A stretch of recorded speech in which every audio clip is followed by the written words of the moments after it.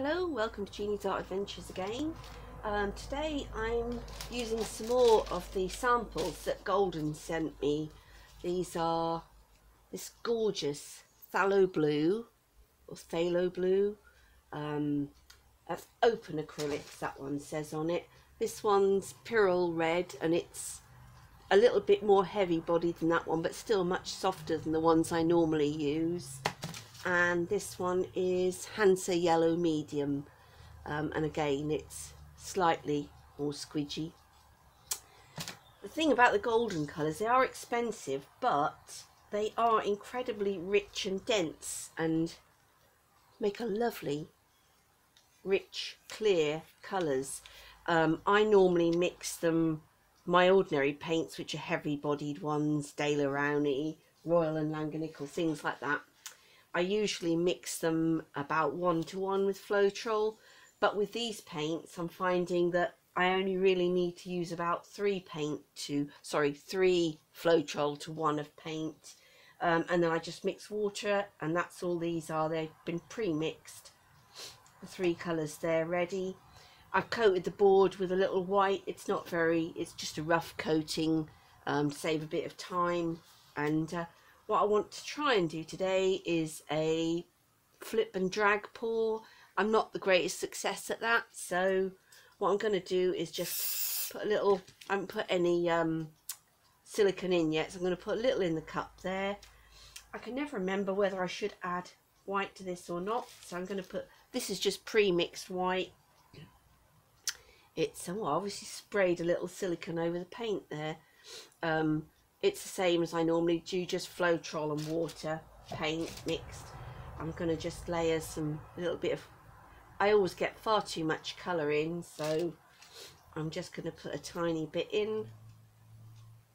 See how it goes from there. A little bit more silicone, without trying to spray it all over the canvas maybe this time. A little bit more. I don't know, do you think there's enough colour? Should I put a bit more in? I'll just put a tiny bit more of each. I might put them the other way around this time, so the colours, that's it. I'm always aiming for lots of negative space, but I end up with just so much colour that it doesn't really work. So today I'm trying to restrict myself.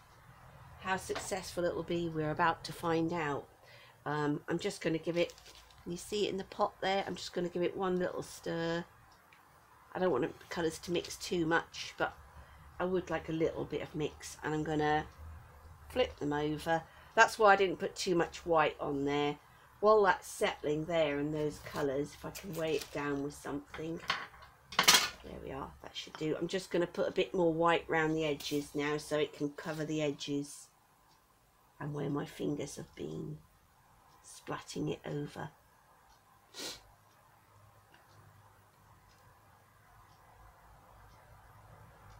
There. Oops, bit there. And we'll see how that goes.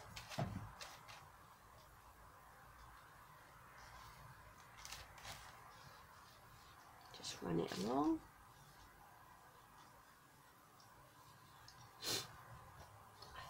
Make sure it's just a little bit over all the edges there.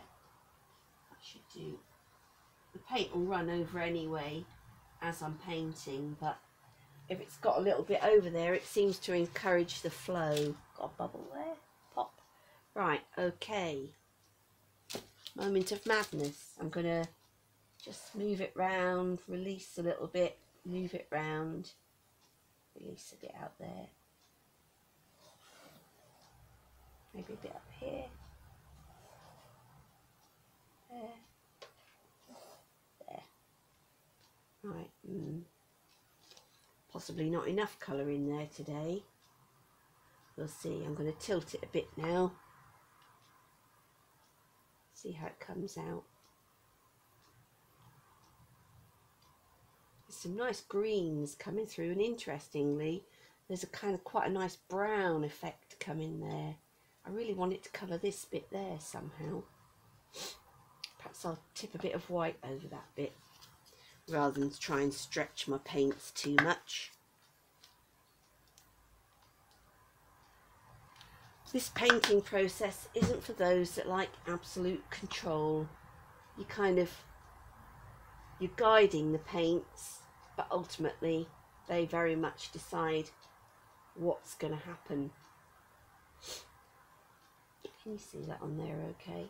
Sorry, but I'm tilting it away. Oh, apologies for my cold as well. You can hear that crocking away there. I really want this to come a bit more down here. That's it. Pull it with my thumbs. That's it. And now back that way. I love this blue, and it mixes. It's lovely and rich on its own. It also mixes well with the, I'm going to leave that, with the white. I quite like this little bit that's here on its own of colour, but look at that. Isn't that gorgeous? I'm just going to torch this a little bit, and I can find my torch, see if anything more comes out, and then probably leave it.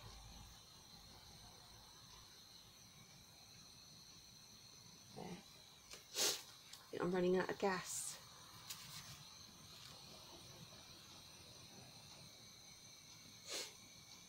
I've got a heat gun somewhere in the depths of the shed.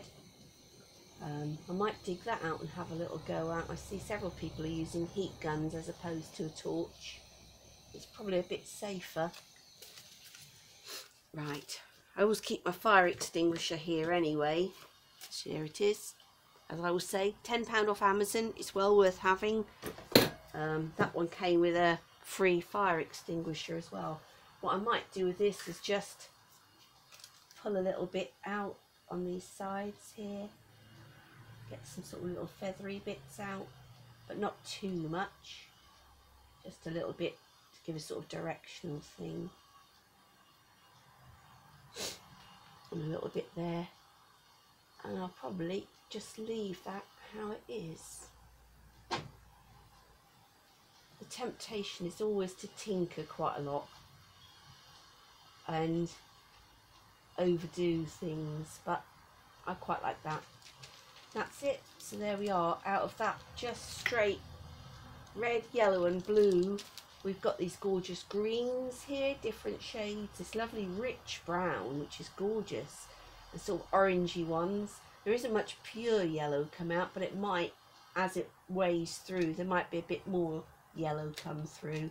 And there's little flashes of the red, like just there, just over there. I'm hoping some of this yellow here just pops out when it dries, but we'll see. When it's dry, in a couple of days, I hope, I'll be popping the dry picture up on my blog. So get back to me then, and thanks for watching.